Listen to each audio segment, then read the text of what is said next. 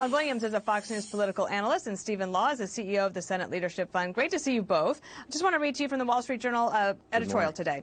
Are you with Joe Biden or Jefferson Davis? Mr. Biden's filibuster foray is likely to fail amid bipartisan opposition, but the more he fails, the more partisan and distorted his speeches get.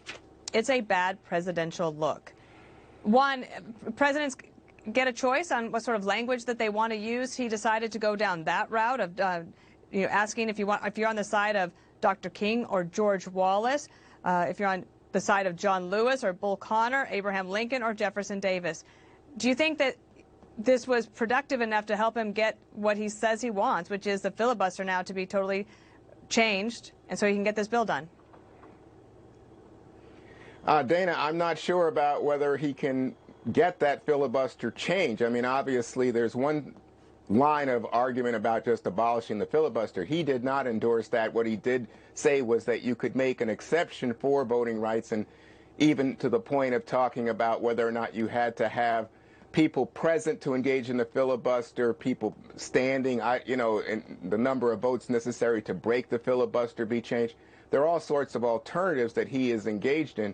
But I think that the purpose was also to say to the base, and especially to black voters who were so key to his election in 2020, that he is engaged, that he is willing to stand up and fight. I think we saw that on his January 6th speech when he really took on President Trump.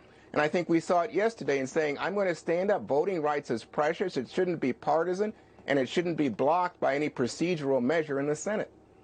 What was interesting, though, Stephen, is that when he went down there, Stacey Abrams, who is her main issue is voting rights.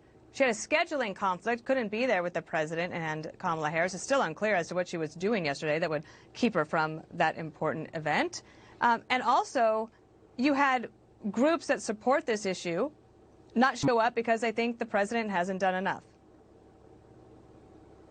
Yeah, exactly. I mean, I think President Biden's speech yesterday revealed him to be out of touch with the facts, but more importantly, out of touch with what matters most to Americans right now. And I think Democrats are going to get pasted this fall because voters are going to look at them and say, you know, while you were all absorbed with your partisan political agenda, which I don't care about, you took your eye off the ball on issues that really matter to me and my family. Are we safe from COVID? Can I send my children to school? Can I afford these rising prices on gas and groceries? And I think voters are going to see that not just as incompetence, but much worse than that, indifference. What about that, Juan, in terms of just the politics? You're in a midterm year, and I know that midterms, you've got to turn out your base. But if he could turn out his base, but also rile up conservatives and Republicans in all the states as well. And some of these states are just very, very close. And, of course, Stephen, of course, works to try to get Republicans to take back the Senate. Yeah, so, I mean, that's where, we're about a year into President Biden's tenure now, next week, I believe. And I think what you'll see is he'll point to the passage of the COVID relief bill as putting money in Americans' pockets and keeping the economy growing. Certainly unemployment remains low. GDP remains at record levels. Stock markets hit some bumps, but it also, I think, gained 25% last year. So he will point to those things as real accomplishments. The problem is, and even COVID, getting people injected and making tests and all that. But the problem is that there is a sense in the country that, gosh, inflation is high, COVID remains, that kind of issue remains. So I take Stephen's point well, but I do think that it's important for the president to speak clearly on an issue that he thinks is, kind of a founding principle, the right to vote. Stephen, last question to you. So the president and vice president went to Georgia yesterday.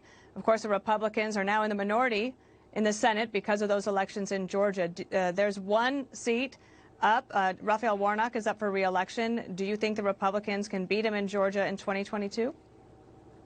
Yeah, I think we've got a great shot at that. I think Herschel Walker has shown himself to be a disciplined and effective candidate. And, Raphael Warnock presented himself as somebody who would listen to both sides and said he's become kind of a partisan Democrat, just doing largely whatever Chuck Schumer wants him to do. And I think that voters in a midterm election who are frustrated with the direction of the country and the lack of results on issues they care about are going to come back and haunt Raphael Warnock as he tries to seek a second term. Okay, well, good to have you both. A Happy New Year to you. I haven't seen you as we get into this new year. Thanks so much. Great to see you, Dana. Happy New Year. So we're going to see